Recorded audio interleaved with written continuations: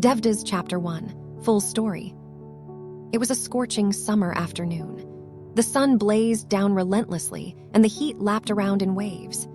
Devdas of the Mukherjee household sat in a corner of the schoolroom, on a worn, old mat with a slate in hand and a bored expression written all across his face.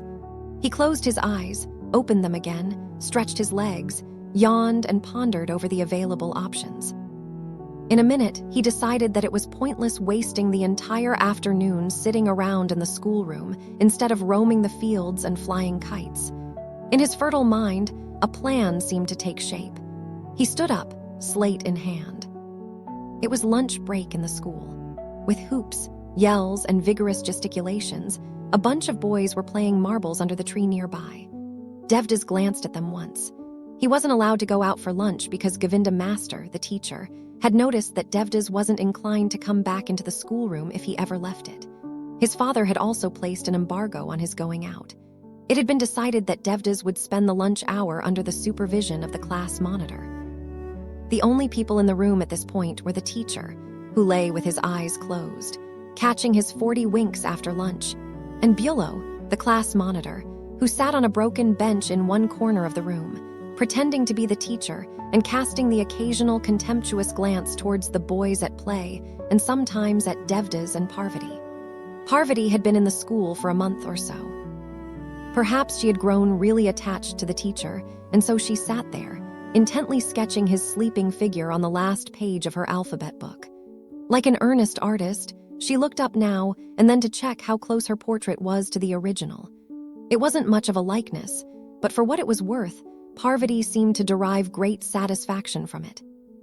Devdas stood up, slate in hand, and addressed Bulow. "I can't get the sums right."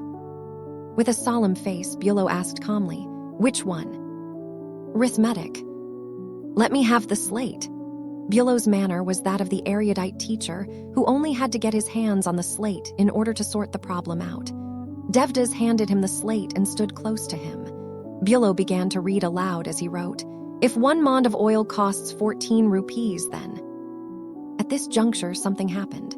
The class monitor had maintained his seat upon the broken, wobbly bench for the last 3 years, in keeping with his elevated status. Behind him stood a stack of lime. Govinda Master had procured it for a song at some point in the past, with the intention of using it to plaster the walls. When the time would present itself was still unknown, but he took great care of this stack of white powder.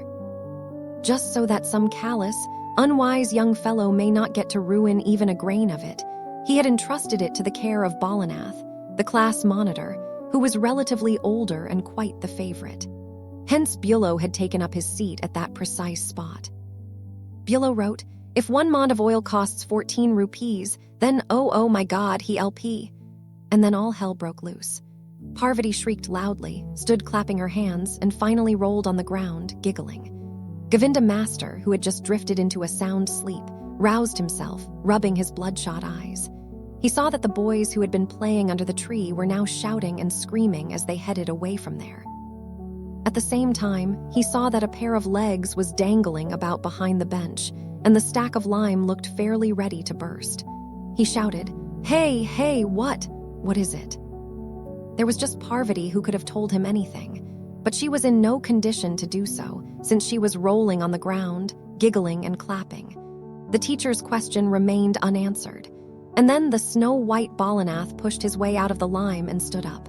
The teacher shouted once again, "You stupid oaf, that was you in there." "Yeah, Allah." "Stop that." "It was Deva, that bastard. He pushed arithmetic." "Don't start again, you oaf." By now the teacher had understood the whole sorry tale. He sat down and spoke in a solemn tone. "So Devdas pushed you into the lime and fled, did he?" Bulow whimpered and nodded. There was much shaking and brushing off to be done, but the white on his dark skin did make the class monitor look a little eerie, and his sobs showed no signs of abating. Govinda Master said again, "So Devdas pushed you and ran off, eh?" Bulow said, Yeah, and whined some more. Govinda Master said, "I won't let him get away with this." Bulow said with more sobs, Yeah. Govinda Master asked, "Where has the boy?" The group of boys burst in, panting and red-faced. We couldn't catch him. Ooh, the way he hurls those stones. Couldn't catch him. Another boy repeated, ooh, the stones. Shut up. He gulped and moved to one side. The teacher, in his thwarted fury, yelled a bit at Parvati to start with.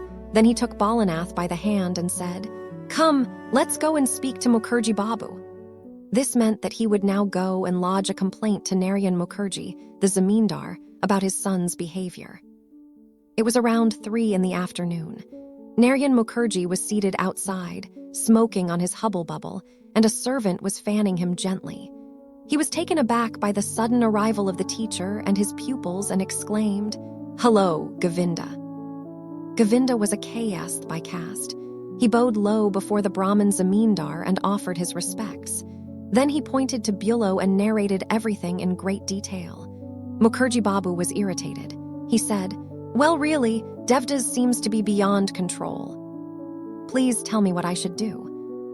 The zamindar laid down the pipe and asked, "Where has he gone?" "How do we know? He hurled stones at the boys that tried to catch him." For a while both were silent. Finally, Mukherjee Babu said, "I will do the needful once he gets back home."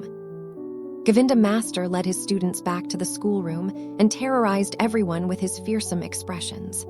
He vowed that he wouldn't let Devdas into the schoolroom again, although he was the zamindar's son. That day school was let off a little early.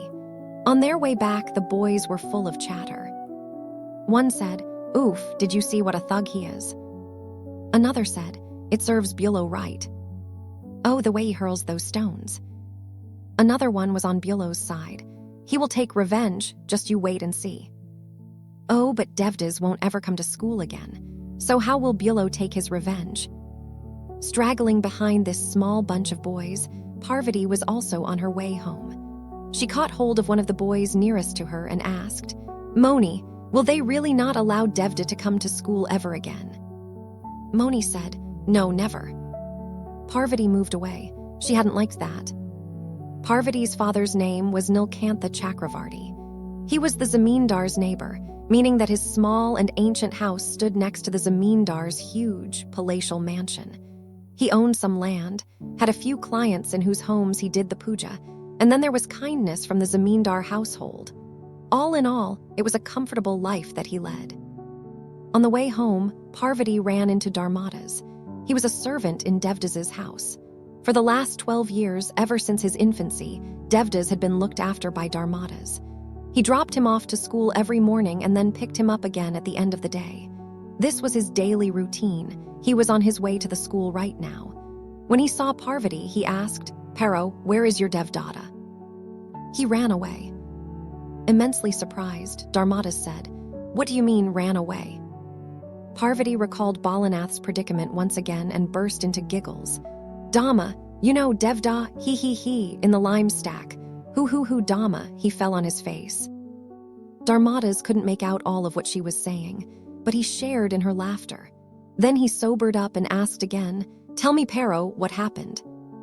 Devda pushed Bulow into the stack of lime and ran away. He. Now Dharmada's got the whole picture and grew really worried. He said, "Paro, do you know where he is now?" "How should I know?" "You do know backslash. Please tell me. Poor thing, he must be hungry by now." "He must be, but I won't tell you." "Why not?" "He will beat me up. I can go and give him the food." Dharmada's was appeased and said, "Fine, you do that then. And mind you, see that he gets home before dark." "I will." Parvati came back home and found that her mother and Devdas's mother had both heard everything. She was grilled once again. She tried to repeat as much of the story as she could, holding her laughter in check. Then she tied up some puffed rice in the anchel of her sari and set off for one of the many mango groves owned by the zamindar. This one was close to her house. At one end of it lay a bamboo clump. She knew that Devdas had cleared up a space in that clump in order to smoke his hubble-bubble in peace. Whenever he needed a hideaway, this was the place that served him best. When she got there, Parvati found Devdas sitting in the middle of the bamboo clump holding a small hookah and smoking like a wise old man. His face looked somber and bore the traces of much concern. He was delighted to see Parvati, but he didn't show any of his pleasure. He continued to smoke and solemnly said, "Come." Parvati came up to him and sat down. Immediately, Devdas spotted what she had bundled up in her anchal. Without saying another word, he untied it and began to munch.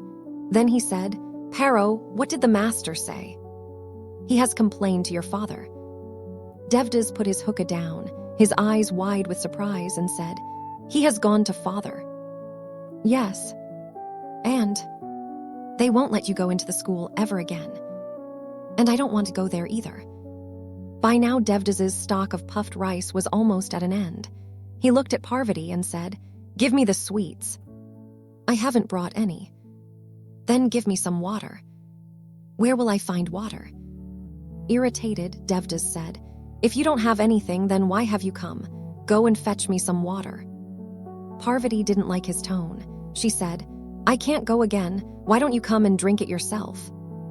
"How can I go there now?" "Are you planning to stay here for good?" "At least for now. Later I'll go away." Parvati felt miserable. She felt like crying at this show of apparent disinterest from Devdas. She said, "Devda, I'll come too." "Where? With me? Are you crazy?" Parvati shook her head and said, "I will too." "First go and get me the water." "No, you will run away." "I won't." But Parvati couldn't trust him, and so she continued to sit there. Devdas ordered her once again, "Go, I tell you." "I cannot go." Angry, Devdas grabbed her hair and commanded, "Go." Parvati was silent, then a hard fist landed on her back. "Won't go, eh?" Parvati burst into tears. "I will not go." Devdas walked away. Parvati, sobbing hard, left the mango grove. She walked and walked till she found herself right in front of Devdas's father. Mukherjee Babu was very fond of Parvati. He said, "Paro, child, why are you crying?" "Devda has beaten me." "Where is he?" "He was smoking his hookah, sitting in the bamboo grove." Mukherjee Babu was already upset by the complaint lodged by the teacher, and this fresh piece of news made him see red. He said, "Has Deva taken to smoking?" "Yes, he does, every day. He hides his hookah in the bamboo grove." "Why have you never told me?" "Because he will beat me." This wasn't entirely true. She had kept quiet because she didn't want Devdas to be punished. If she had spilled the beans today, it was only because she was so mad at him. She was barely 8 years old, too young to rein in her temper, but she was by no means immature. At home, she hit the bed and wept for a long time before finally drifting off to sleep. She didn't have any dinner. End of chapter 1.